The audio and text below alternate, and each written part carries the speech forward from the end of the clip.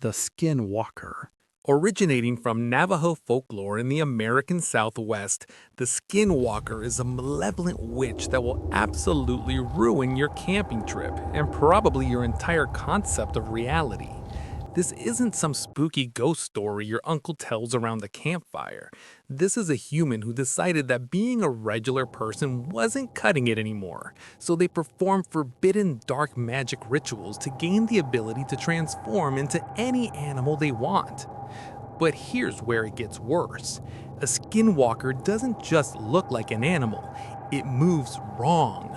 Picture something sprinting on its hind legs at 60 miles per hour while staring directly at you with unsettlingly human eyes, and that's just off enough to make your brain scream. That's not right.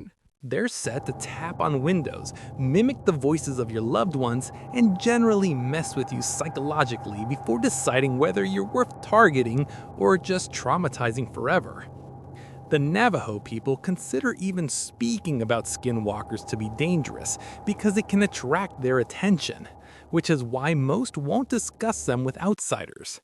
They're believed to gather at night in remote areas, and if you see one, the general consensus is do not make eye contact, do not acknowledge it, and get the hell out of there immediately.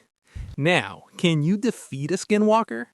Technically, yes, but you'll need to know their human identity and call them by their true name, or use weapons blessed by a medicine man. Bullets dipped in white ash said to work, though I imagine explaining that purchase at the gun store might raise some eyebrows. Your best bet: don't go poking around abandoned areas in the desert at 3 a.m. Just a thought. The Chupacabra. Ah yes, the Chupacabra, Spanish for goat sucker, which is exactly as ridiculous and terrifying as it sounds. This cryptid exploded onto the scene in Puerto Rico during the mid-1990s, when farmers started finding their livestock completely drained with puncture wounds in their necks. Not crushed and eaten like a normal predator would do, no.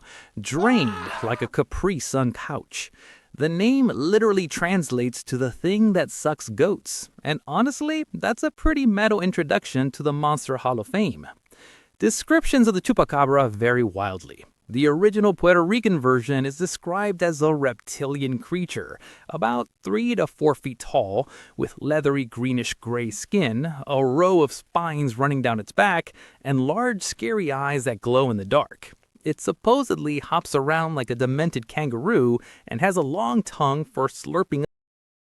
The thing spread across Latin America and into the southern United States faster than a bad rumor, with sightings popping up everywhere from Mexico to Texas to Chile.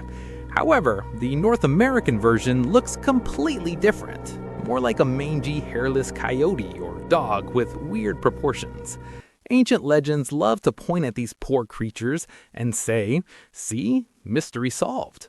But that doesn't explain the original Puerto Rican reports, or why animals are being drained of their juice with surgical precision. The Chupacabra hunts at night, targeting farms and ranches where it can feast on goats, chickens, and other small animals. Can you finish one? Probably, if you can catch it. Most reports suggest it's just a physical creature, not some supernatural entity. Though, if you live in an area with Chupacabra sightings, maybe just invest in a good fence and some security lights. The Wendigo. Deep in the frozen forests of North America lurks something that makes every other monster look like a minor inconvenience. The Wendigo is what happens when human greed, starvation, and cannibalism decide to merge and create an abomination that exists solely to make you regret ever going camping. The thing is described as a gaunt, emaciated creature that's impossibly tall, sometimes over 15 feet, with grayish skin stretched so tight over its bones that you can see every ridge and hollow. Its eyes glow with a sickly yellow light, and its mouth is filled with jagged, broken teeth, perfect for tearing into flesh. Here's the truly horrifying part. A Wendigo was once human. According to Algonquin folklore, when a person resorts to cannibalism, whether out of desperation during a harsh winter or just because they're a terrible person, they become cursed and transform into this forever starving nightmare. The more it eats, the hungrier it gets, growing larger with each victim but never feeling satisfied. It's the ultimate be careful what you wish for situation, except you wished for survival and got eternal damnation instead. The Wendigo is said to move silently through the snow despite its massive size, stalking anyone foolish enough to wander alone in the wilderness during winter. It can mimic human voices to allure victims deeper into the woods, and some legends say it can possess people, driving them to commit cannibalism and starting the whole curse cycle over again. Fun times. So how do you deal with one? Well, traditionally you don't. The creature is incredibly strong, fast, and relentless. Some stories say the only way to truly finish off a Wendigo is to burn its heart made of ice. But honestly, if you hear someone calling your name from the dark woods in the middle of winter, maybe just stay inside and make some hot chocolate instead. The Jersey Devil.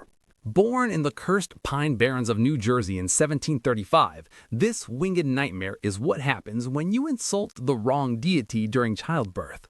Legend has it that a woman named Mother Leeds was pregnant with her 13th child, because apparently 12 wasn't enough, and in a moment of pure exhaustion she cursed the unborn baby, crying out, "Let this one be the devil." Well, congratulations, lady, you got your wish. The baby was born looking relatively normal for about 5 seconds before transforming into an absolute abomination and immediately flying out the window to begin its reign of terror. The Jersey Devil is described as having the head of a goat, bat-like wings spanning several feet, a forked tail, cloven hooves, and long, scary arms to snatch everything that comes in its way. Some accounts say it stands upright at around 10 to 12 feet tall and lets out a blood-curdling scream that sounds like a woman being mixed with a steam whistle. Just delightful sounds to hear echoing through the foggy woods. For nearly 300 years, this thing has been terrorizing the Pine Barrens, swooping down to finish off livestock and generally making everyone in South Jersey paranoid about going outside after dark. The most famous outbreak of sightings happened in January 1909, when thousands of people across multiple towns reported seeing the creature over the course of a single week. How do you deal with the Jersey Devil? Well, it's been around for nearly 3 centuries and nobody's managed to smash it yet, so your options are limited. Some say it can't be smashed because it's a demonic entity rather than a physical creature. Others claim it's simply too smart and too fast to catch. Your best bet is to avoid the Pine Barrens entirely, or at least don't go wandering through the woods alone at night yelling, "Let this one be the devil," because apparently that's how you get cursed demon babies. The Drowber. The Vikings really looked at regular zombies and said, "That's cute, but what if we made them worse?" Enter the Draugr, an undead Norse warrior that refuses to stay dead because apparently dying in glorious combat wasn't enough, and they've got some serious unfinished business. These reanimated corpses guard their burial mounds with the kind of dedication that would make a security guard quit on the spot. They're described as bloated, blackish-blue corpses that reek of decay and possess supernatural strength that lets them crush bones like breadsticks. But wait, there's more. Unlike your standard shambling zombie, the Draugr can shapeshift into animals, drive people insane with fear just by looking at them, and, this is the kicker, they can increase their size at will to become absolutely massive. Imagine fighting a regular zombie and suddenly it decides to go King Kong mode on you. That's a Draugr having a bad day. These undead bastards are created when a Viking dies and is buried with their treasures, but their spirit is too greedy or angry to move on. They spent eternity guarding their gold and finish off anyone stupid enough to try grave robbing. Some legends say they'll even crawl out of their burial mounds at night to terrorize nearby villages, spreading disease and crushing anybody on its way just for fun. How do you finish off something that's already dead? Well, it's not easy. You need to defeat the Draugr in combat. Good luck with that. Then trim its head, burn the body. Norse mythology really didn't mess around with the specifics. Your best strategy? Don't rob Viking graves. They literally died fighting. What makes you think they'll be chill about you taking their stuff? The Siwanava. Stemming from Central American folklore, the Siwanava is an absolute smoke show. Long dark hair, curves in all the right places, wearing little cloth while sitting alone by a river at night. You're wandering through the countryside and definitely overconfident when you spot her washing clothes in the moonlight. Your brain immediately goes into caveman mode. Me talk to pretty lady? You swagger over, ready to shoot your shot, completely ignoring every horror movie rule about approaching mysterious women in isolated locations. Here's where things get spicy. She's got her back turned, and you're getting closer, rehearsing your best pickup line, something smooth like, "Hey baby, need help with your hair?" and then she looks straight into your face. Surprise, it's not a supermodel face staring back at you, it's the skull of a horse, or sometimes described as a decayed, monstrous face with hollow eyes and rotting flesh stretched over equine features. Essentially, she's gorgeous from behind and nightmare fuel from the front, which is honestly just catfishing taken to a supernatural extreme. The Siwanava specifically targets unfaithful men, womanizers, and drunks stumbling around at night looking for trouble.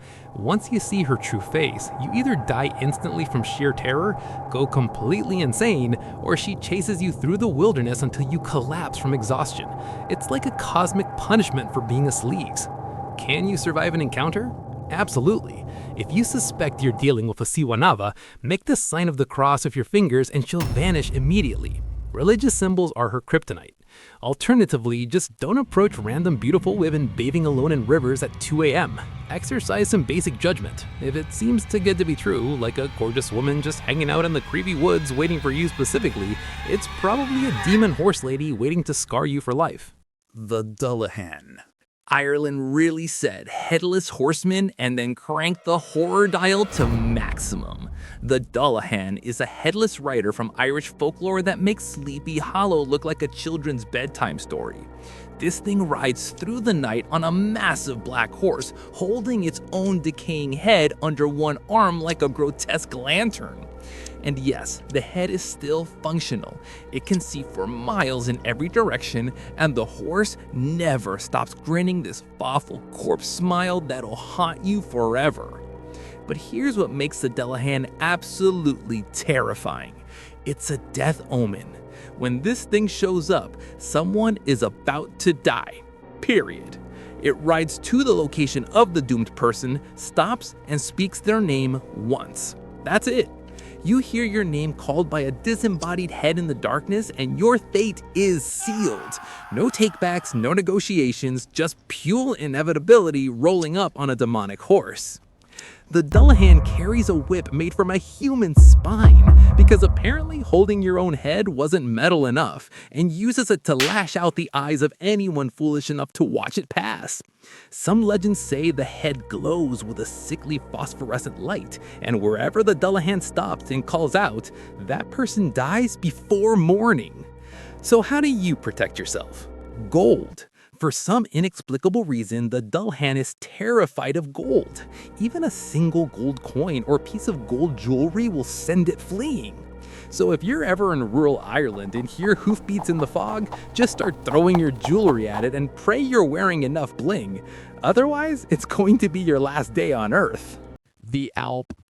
Ever wake up in the middle of the night completely paralyzed, feeling like something sitting on your chest crushing the air out of your lungs? Then you've either experienced sleep paralysis or you've been visited by an Alp, the original sleep paralysis demon from dramatic folklore. This little bastard is described as a small elf-like creature that sneaks into your room at night, climbs onto your sternum, and just camps out there like it's paying your rent. The Alp doesn't just sit there looking creepy, though it absolutely does that too.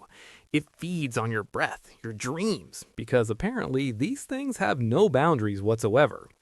While perched on your chest, it forces terrifying nightmares into your brain, making you experience the worst possible scenarios your subconscious can conjure while you lie there completely unable to move or scream.